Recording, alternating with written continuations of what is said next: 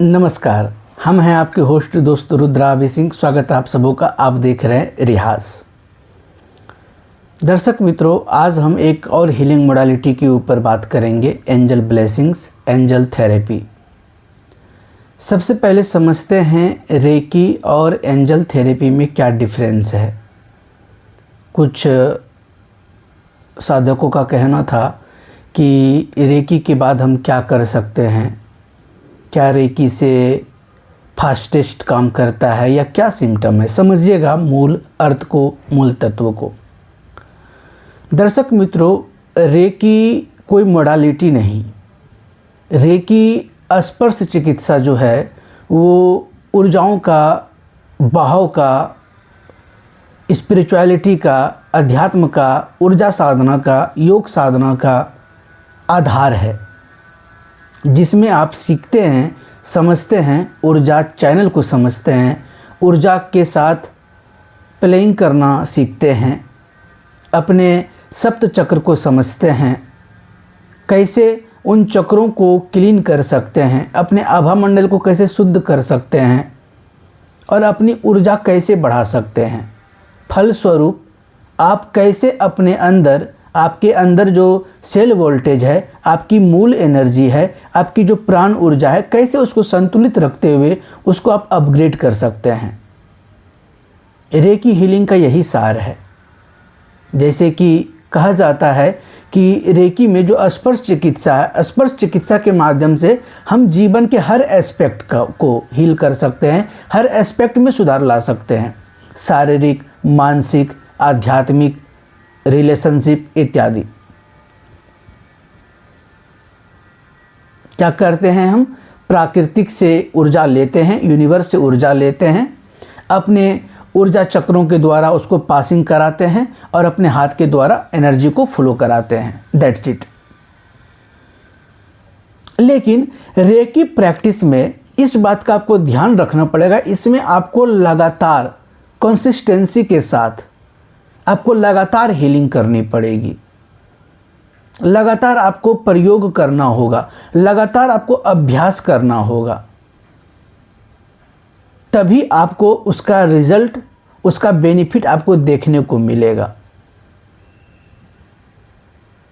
किसी एक पॉइंट पर कोई एक अंग को अगर हीलिंग करते हैं आप, तो कम से कम 3 मिनट आप देते हैं। अगर आप मान लेते हैं कि अगर आप अपने मूल शरीर को, अगर आप ऊर्जा देना चाहते हैं, अगर आप अपने पूरे शरीर को ठीक करना चाहते हैं, तो सातों चक्रों पे कम से कम 3-3 मिनट दे करके आप कर सकते हैं। फिर भी 21 मिनट्स लगेंगे आपको लगातार। अब आते हैं एंजल ब्लेसिंग में। एंजल ब्लेसिंग में क्या डिफरेंसेस है दोस्तों? एंजल ब्लेसिंग ये, हालांकि ये पश्चिमी मोडालिटी है ना, वेस्टर्न कल्चर का मोडालिटी है। डॉक्टर डोरेन वर्चू ने इस मोडालिटी को दिया है और वहीं से चला आ रहा है। लेकिन कुछ सनातनियों के मन में ये सवाल उठेगा कि क्या हमारे भारतीय परंपरा में कम चीज़ें हैं जो हम वेस्टर्न कल्चर की मोडालिटी सीखें? तो वेस्टर्न कल्चर की जो ये डॉक्टर डोरेन वर्चू द्वारा दिया गया जो एंजल ब्लेसिंग है, इसका भारतीय शास्त्र से, हमारे सनातन संस्कृति से भी कहीं ना कहीं जुड़ाव है। इसके बारे में हम अगले वीडियो में आपके साथ चर्चा अवश्य करेंगे। पहले समझते हैं एंजल ब्लेसिंग। दोस्तों, इसमें हम एंजल के साथ अपना कनेक्शन स्थापित करते हैं, प्रार्थना के जरिए, मेडिटेशन के जरिए हम उनके साथ अपने आप को कनेक्ट करते हैं। उनसे कनेक्ट करने का मतलब क्या है कि हमारा जो एग्जिस्टेंस है, हम ह्यूमन का जो एग्जिस्टेंस है वो 3rd प्लेन पर है, ठीक है, और जो एंजल्स का जो एग्जिस्टेंस है वो 5th प्लेन पर है। यानी कि हम 3rd प्लेन से 5th प्लेन की ऊर्जा में हम क्या करते हैं? सेंड करते हैं। हम एक रास्ता बनाते हैं, वहां से हम जुड़ने का प्रयास करते हैं ताकि एंजल से हम मदद ले सकें। और फलस्वरूप जब आपकी कनेक्टिविटी हो जाती है तो एंजल्स आपकी मदद करते हैं। रेकी और एंजल में यही थोड़ा सा असमानता है कि रेकी में आपको लगातार हीलिंग करनी पड़ेगी। अब जितनी देर आप हीलिंग कर रहे हैं उतनी देर आपको ऊर्जा गया, आपकी बॉडी में काम किया। लेकिन एंजल ब्लेसिंग में क्या है कि अगर एक बार आपने एंजल होस्टिंग कर लिया, अगर एक बार आपने एंजल्स को इन्वोक कर लिया, और उन्हें उनसे प्रार्थना कर ली, उन्हें नियुक्त कर दिया, तो वो आपको ऑटोमेटिक हील करते रहेंगे। इट मीन्स कि एक बार आपने एंजल्स को इन्वोक किया, वो 24 आवर के लिए आपको हील करते रहेंगे। आपको बराबर एंजल्स को इन्वोक करने की आवश्यकता नहीं है। दूसरा असमानताएं क्या है बताता हूं। फॉर एग्जाम्पल, अगर रेकी में हमें अलग अलग पर्पस, फॉर एग्जाम्पल अगर हमको मनी या धन संबंधित हीलिंग करनी हो, या अपने बच्चों के लिए हमें हीलिंग करनी हो, क्योंकि आजकल बच्चों में भी कई सारी समस्याएं आ रही हैं। आजकल के बच्चे, छोटे छोटे बच्चे हैं, वो मोबाइल में ही लगे रहते हैं, या फिर गार्जियन की बात नहीं मानते, पढ़ने लिखने में दिक्कत करते, या कोई और एनीथिंग्स। यानी कि आजकल तो एक नया प्रॉब्लम आ रही है। कुछ बच्चे जन्म के साथ ही किसी बीमारी से, यानी बीमारी उसको नहीं कहेंगे, एक अलग प्रकार का उनका बिहेवियर हो जाता है। आप समझ रहे हैं हम किसके बारे में बात कर रहे हैं। तो एंजल्स ब्लेसिंग में एक बच्चों के लिए एक स्पेशल एंजल्स होते हैं जिनका नाम है आर्क एंजल मेट्रोट्रॉन।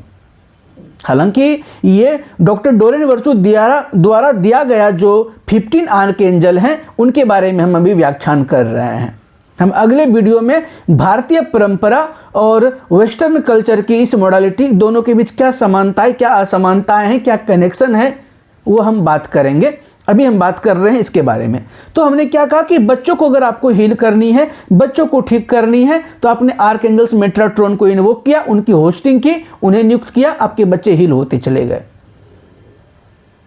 यानी कि एंजल्स ब्लेसिंग में आपको अलग अलग एस्पेक्ट के लिए अपने अलग अलग एंजल्स आपके पास होंगे जिनसे आप मदद ले सकते हैं। लेकिन रेकी एक ही ऊर्जा है, उसी को आपको अलग अलग इंटेंशन के साथ, अलग अलग प्रयोग के साथ, अलग अलग एक्टिविटी के साथ आपको कार्य करने होते हैं। अगर आप हमसे परामर्श अगर चाहते हैं, तो अगर रेकी में अगर आप मास्टरशिप तक सीख चुके हैं, तो आप आगे एंजल्स ब्लेसिंग कर सकते हैं, सीख सकते हैं। लेकिन अगर रेकी में भी अगर आपको एक अच्छे हीलर बनना है, एक अच्छे हीलर की श्रेणी में अगर आपको आना है, तो आपको कम से कम करुणा रेकी तक सीख जानी चाहिए।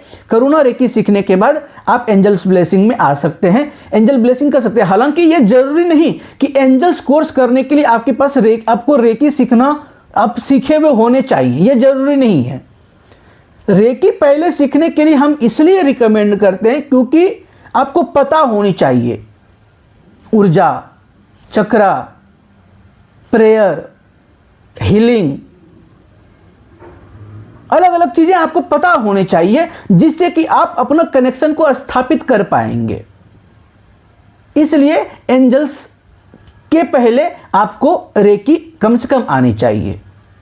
यदि आप रेकी सीखना चाहते हैं तो आप हमसे जुड़ सकते हैं, यदि आप एंजल्स भी सीखना चाहते हैं तो आप हमसे जुड़ सकते हैं। मिलते हैं अगले वीडियो में, तब तक हंसते रहिए, मुस्कुराते रहिए, गदगदाते रहिए। ओम नमो नारायण, नमः चंडिकाय ओम।